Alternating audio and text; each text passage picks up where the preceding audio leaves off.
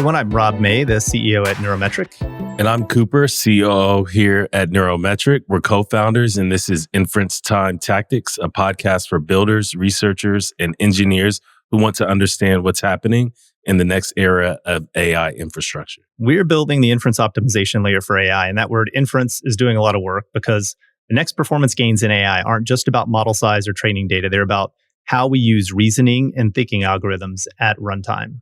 In this episode, Rob and I are going to dig into the strategic trade-offs behind inference time compute decisions, how enterprises are thinking about model configuration, cost performance trade-offs, and where competitive advantage will come from in this new layer. So in this podcast, we're going to get pretty tactical. We're going to talk about logical verifiers and beam search and things like bigger architectural shifts towards open composable inference infrastructure. We're going to break it down. And we're going to talk to a lot of the people that are building at the leading edge. All right, let's get into it. Let's start with the big picture question. Why are companies starting with closed models like OpenAI or Anthropic, but then switching to open source stacks? Wow, there's a lot to unpack in that question. And just wrote a blog post about some of this on the Neurometric website. But the way to think about it is in most new technology stacks, the early use cases have to be pretty complete. So if you look at cloud, you didn't have, like AWS wasn't first out there, right? It wasn't like, hey, here's some stuff so you can build in the cloud. The early SaaS companies had to build the full stack themselves and make it usable to people. And once enough people were in the cloud, then you could start to pull off layers of that cloud technology stack. And that's when you start to see a lot of the variations as well, right? Is as the market matures. But when markets get started, they almost always have to be pretty simple from a technology perspective to drive adoption. So if you want to build agents or you want to build generative AI applications and you want to use LLMs, I think totally makes sense to start by, working on, Google Gemini, Anthropic, Claude, Cohere, one of these tools. And depending on your use case, you may want to stay there. I mean, those companies I think will all be successful and people will, but the use cases that'll stay there will be the use cases that strategically you just need to hit that API as part of what they do, right? Make a simple call for some kind of text-based analysis. But as you get into these agentic workflows, like these reasoning models and some of the more complicated stuff that we're going to start building, it doesn't make sense to outsource all of your core knowledge IP, right? So if you have a knowledge-based workflow that you are trying to build or replicate into an agent, and you're a company, you're a consulting company, you're a bank, you're a, investment group, and those things are really, really proprietary, like the knowledge workflow that you have and the data that you have access to. I think you still want to own that, right? I don't think that's something that you want to outsource. And it's confusing because we've outsourced a lot of our business processes over time. So people might outsource their accounting, or if their marketing's pretty basic, they'll do that, or pieces of marketing like social media, like whatever's not core. But if whatever parts of your business are core, you typically don't outsource, right? You manage those. And we haven't thought about software that runs to do things historically as core to like every business, like it's becoming with AI. It was core to certain types of technical businesses. So anyway, it's a long-winded way of saying there's a bunch of forces driving this. But we see a really big trend where people are building on OpenAI, they're building on Anthropic, they're building on Cohere, and then they decide that we now know that this thing works and what it's capable of. Now we'd like to move this to our own infrastructure. And that could be for a lot of reasons. It could be for cost reasons. It could be for data privacy and control reasons. It could be for competitive reasons. Still, a whole bunch of things could cause that. But it's definitely happening. And I think companies need to be thoughtful about how they approach this. Like I would take a sort of traditional competitive strategy approach to how you think about the LLMs that you use and the infrastructure that you use to run your AI models. And we've had dozens of calls with different enterprises and startups thinking about these trade-offs. You want to talk about some of the challenges when switching from closed models to open models? Yeah, there's a bunch of things that you have to consider because these models aren't all the same. And what's available is, varies quite a bit. The open source world can be super confusing also. And, first of all, there's a lot of model fragmentation. I mean, even if you go to use, Claude now, when you're doing a query, you have to choose from a couple different versions of Claude, depending on what you're trying to do. I made a mistake the other day with a friend of mine where I was like, this model doesn't work very well for this thing that I thought it would. And he's like, oh, you're using the wrong model. You should try this model.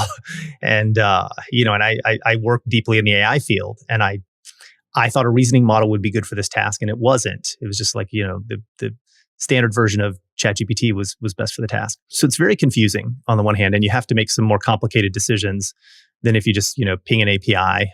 Although there are some decisions to make there as well.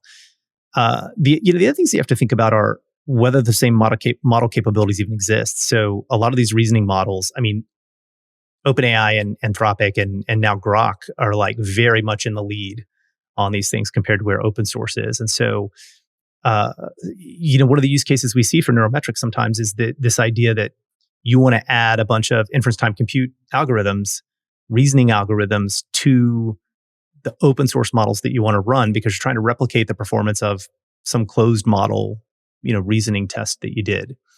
And then you have to think about where they're going to run, what hardware are they going to run on? Is this going to be, are you going to run on your own hardware? Or are you going to run on your own cloud environment that you rent from Amazon or Google or Microsoft? Or are you going to use one of these platforms like Together.ai? I mean, there's so many.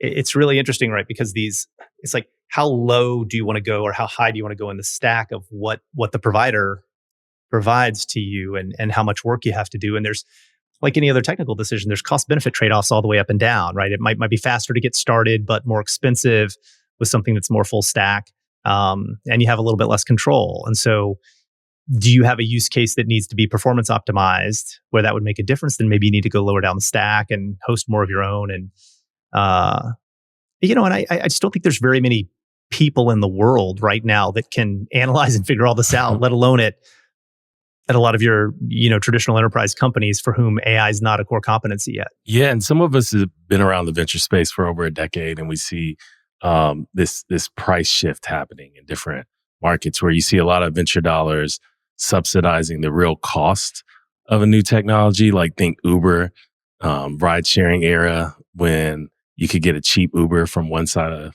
Manhattan to the other. And as platforms scale and venture dollars start to be more discerning, the price shifts, right?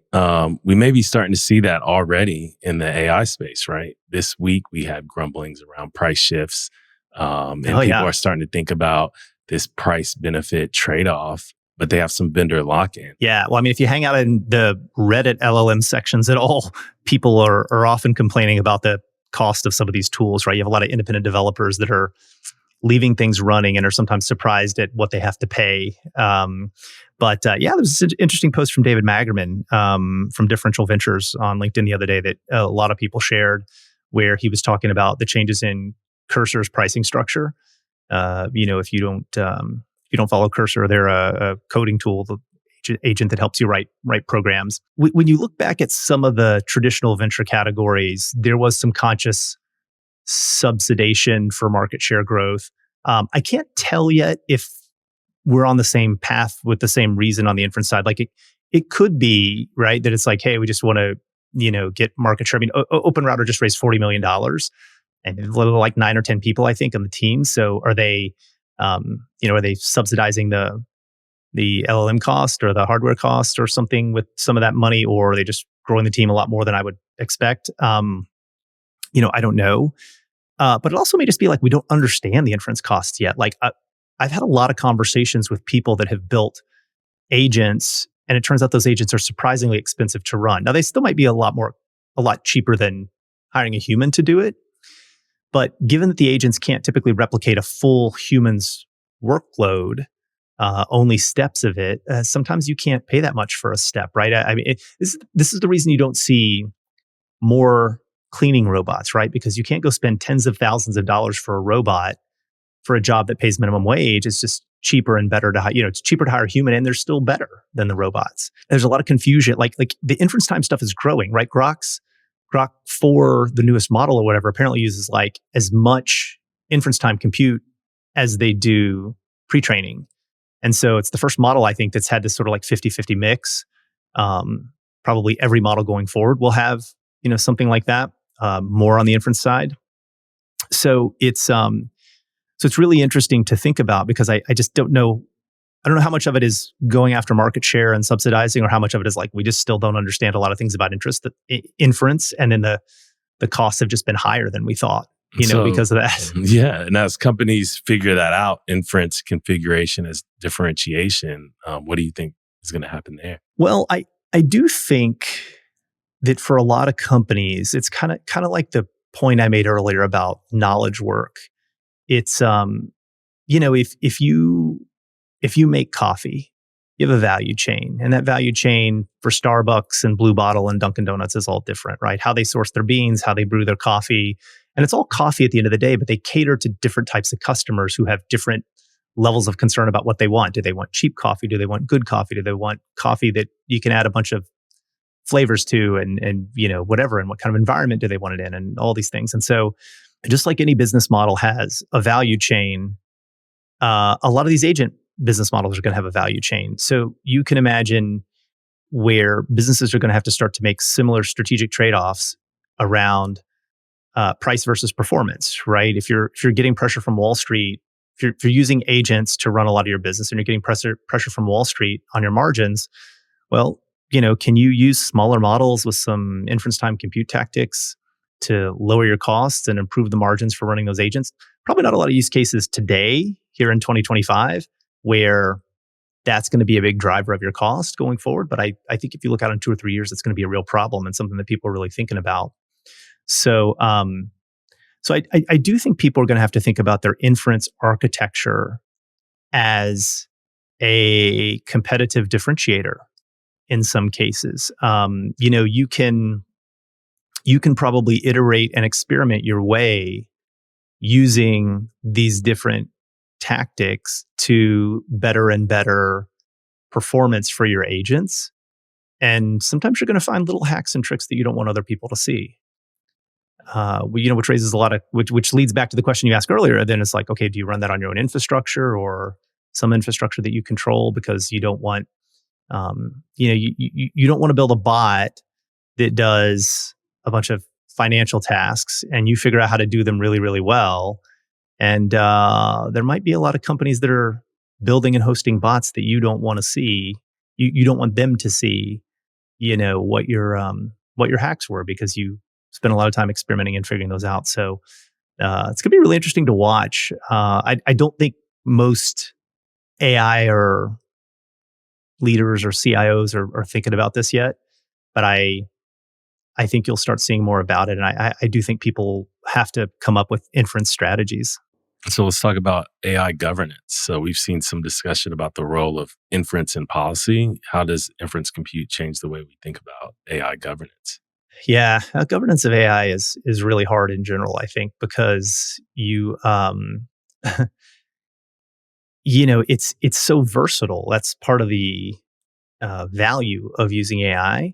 But just the inputs and the outputs and the techniques are so broad that it's really hard to, it's nailing Jello to a wall, or whatever, like some people might say, right? It's very amorphous, and there's lots of ways to do things. And so um, trying to think about the governance aspect can be challenging to put rules in place and all that. But I do think overall you're going to see a lot of government entities and large enterprises that are going to put a lot of rules and constraints in place. And it'll probably start like what we mostly see now are just like, hey, here's smart people whose job is governance and thinking about the company's data and risk and all those kinds of things, and like just have them involved in the decisions so that we can figure it out. They can weigh in on it, but I expect you'll start to see some policies in place. I don't know if there's any companies. We should look at this for the show notes. If there's any companies that specialize in AI governance, there probably are. But it's probably a space over the long run that'll be owned by some of the big consulting providers and big tech services providers, I think, because it's probably going to be a service like kind of tool. And but it definitely gives companies a lot to think about, and there's a lot of challenges in there. Mhm. So, final question: what's one thing we're excited to see or learn over the past week? after reading dozens of more papers, talking to. Yeah. Cooper's referring to the fact that I read over 250 research paper abstracts on inference time compute, and catalog like the 200 best ones, or about 50 of them, 40 or 50 weren't that great, and then I read a handful of the papers in full that were most interesting. But for me, being an entrepreneur running in the space, right, it's kind of I wanted to get a feel for the zeitgeist, where things are going, what are people focused on. What did I learn from that? I learned that the early research OpenAI '01, right, before that came out, most of the research was focused on, should you even pay attention to inference time compute? And was looking at, the trade-offs between there and pre-training. I think once it came out, late last year, late 2024, and early 2025 have seen an explosion in algorithms.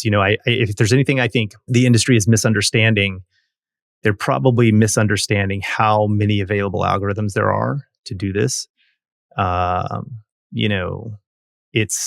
People thought, like a chain of thought and best of n, and there's a bunch of search ones, and there's a bunch of different flavors of all this, and there's a tree of thought, graph of thought, and there's all kinds of there's continuous chain of thought now, and you can do it at latent space, you can do it in token space. Like it's getting really complicated. So figuring out how to build and apply that is going to be challenging. But I think the most interesting insight probably that I took away from it is how complicated it is. I mean, even us working in the space, I don't think we have good intuition about when you can apply an inference time algorithm and it'll move the needle and when it won't. I mean, there's a lot of times you try it on a benchmark on a certain model and you barely get a lift.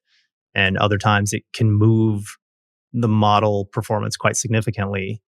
And I don't think there's a good heuristic yet for figuring out when that will happen and when it won't. And so that makes this a particularly challenging problem, right? If you want to dig into something and there's no best practices and there's no there's no easy framework for how to think about it or manage it, it causes a lot of headaches, and it's hard to explain to other people, and it's that's what I got from spending my weekend on those papers. And it's really challenging, right, to test and benchmark. Yeah, I mean, if you were even going to figure this out, how it works on your data, you'd have to go write a bunch of these algorithms for yourself, which would take you quite a bit of time, and quite a bit of compute, I think, to test them on multiple data sets, evaluation sets that you built, and to really run it across a lot of use cases. So we have some work coming up that I hope will shed some light on that with some testing that we're doing. Partially, I mean, it'll be good for the industry, but part of the reason we did it was just for our own understanding, because it's difficult sometimes for us to even figure out, like, oh, is this a good result? Is that not a good result? And then there's a whole group of people that are starting to complain about the benchmarks that we use to measure these things, and that when you get to these more complex reasoning tasks and agentic tasks, it's really hard to understand on some of the more complicated things of, like, how correct was this, and so it's a super complicated, interesting space. Judging software is going to become as hard as judging people and their performance, right? Which is a problem everybody's been working on for a long time, and I still think is unsolved. I still think there's no ideal way to judge, employee performance. So yeah, really excited to roll some tools out around this. But that's it for today. If you're building inference workflows, reach out to us. We'd love to learn from you. Be sure to subscribe and engage. This is Inference Time Tactics. Thanks for tuning in.